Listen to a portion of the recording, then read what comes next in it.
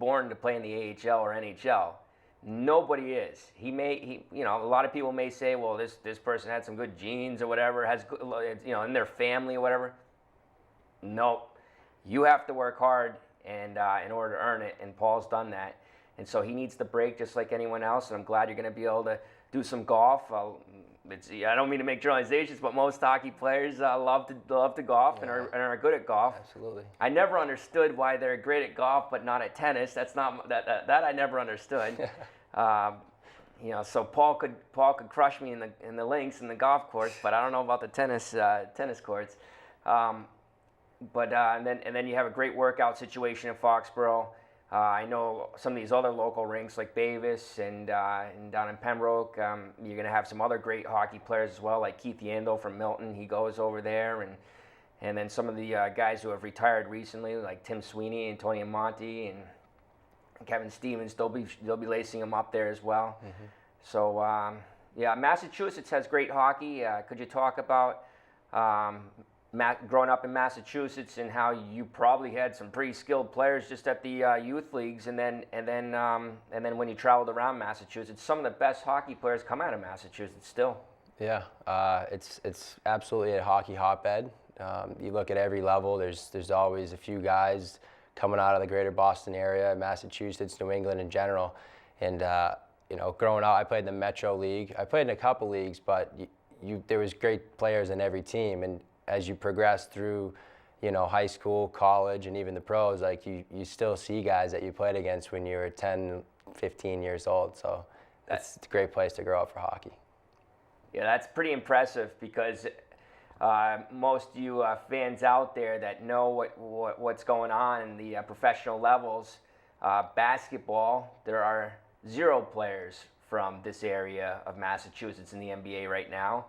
Baseball, even though there are tons of baseball players, way more baseball players than NHL players out there, because you have all the pitchers, relief pitchers, and so forth, we're not represented in the major leagues right now. Football, we're not represented.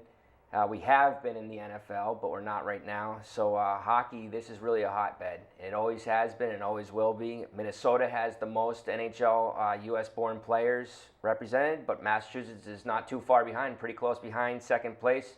And there's no other state in the country that's even close to Massachusetts. And pretty much elite players, too, come from Massachusetts in the U.S., representing the U.S. in the NHL. So now we're going to do a little quick one-on-one fun topics that are not hockey-related. So, Paul, where is one of your favorite places to eat in Weymouth or around Weymouth? It doesn't have to even be in Weymouth because we respect all the local towns. Yeah, I really like getting a good breakfast in me. So Jackson Square's got two great spots with Nico's and Stokey's. Yeah. So depending on the day or how I'm feeling or who I'm with, you know, we'll pick one of those places. And I really like the Fours in Quincy, and they have one in Norwell too. But that's a great place to go to. You know, I like to watch a game there, or eat a burger, or some steak tips. It's awesome. Yeah, these are fun questions. So, are your current skates as good as the skates that are on the table that were represented by David Krejci, number 46 for your Boston Bruins? Those skates were actually worn in the Stanley Cup Finals against Vancouver Canucks. So are your skates equal to those? Well, these things are definitely worth a lot more, but I'm sure they're similar skates. They're both Bauers. I use the Apex versions or whatever. I don't even know what the skates are anymore. Yeah. They just come out with so many new ones. But yeah, those are good skates. So we have Alex Ovechkin and Bobby Orr. What could you take from their games? One's a defenseman and one's obviously one of the most offensive players in the league.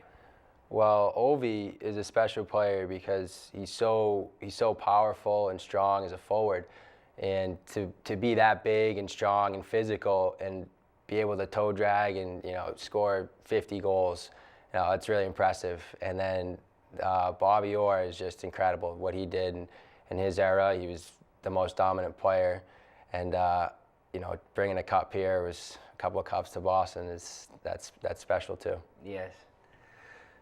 So if you win the Stanley Cup with your Colorado Avalanche, where would that cup go for your day?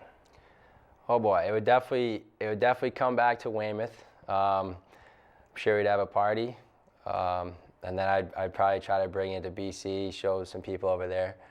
But you know, that's definitely a goal of mine. But I don't want to jinx myself by saying too much. No, that's okay. That's okay. You always got to have goals and aspirations and try to bring that cup home. Yeah. The people of Weymouth that have been rooting you on for all these years would love to have that opportunity. I know there's a lot of people at home that you might not be aware of, but they look up your Lake Erie Monsters stats, and they're going to be looking up your Colorado Avalanche stats as well, and obviously when you were at Boston College.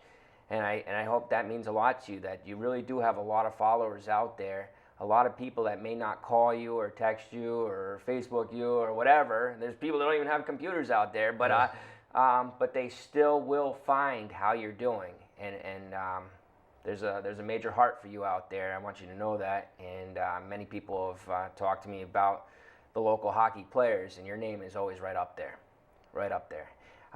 That being said, where Paul has grown up and lived for so long, it's a hotbed.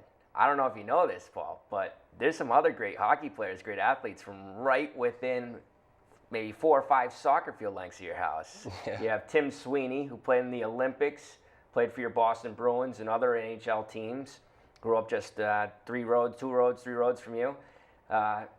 McNeils, the McNeils were amazing hockey players, and then you have Kevin Heffernan, who Yeah, he lived in my house. Lived in your house. So Paul said that he might not be the best athlete in his house. It might be Bill, his younger brother, or especially Bridges, really coming up through the ranks. But not only that, before Paul lived in that house, you had Kevin Heffernan, who was one heck of a player. The Heffernans, a great hockey family. Well, that's about it for the time we have today. But I really appreciate you coming on, Paul. Yeah, thanks for having me, Greg. Thank you. And, yeah, it was a pleasure. Yeah, thank you. And we look forward to watching Paul next year, whether it be in the AHL or NHL. It's very impressive. I truly believe you're going to do it. I really do. I think you have the heart and soul. You're a heck of a lot stronger than most of the players. There are some that are bigger than you, but there's not that many. Grant you, they're definitely stronger. They're bigger than they were in college. Mm-hmm. You know, they're faster and they're stronger. Yep. Just like any of you at home that have gone from middle school to high school or high school to college. What's the main difference? A little bit of height, strength, weight, speed. That's about it. Skill, he played against some darn good skill at Boston College. So the skill's only a little bit better when he moved up to AHL and NHL, but the speed and strength is a lot more. Well, Paul was ahead of his class at college, and so that's why I think he'll be able to do it in the pros. I really do. So I'm going to root you on. Thanks. You're Appreciate welcome. that. Yeah. And you all stay tuned every Monday and Friday, 11:30 a.m., 7:30 p.m. Want to thank you once again. And this was a real good honor and real special to have Paul Carey, a budding superstar, and hopefully going to the NHL this year. Thank you. Take care.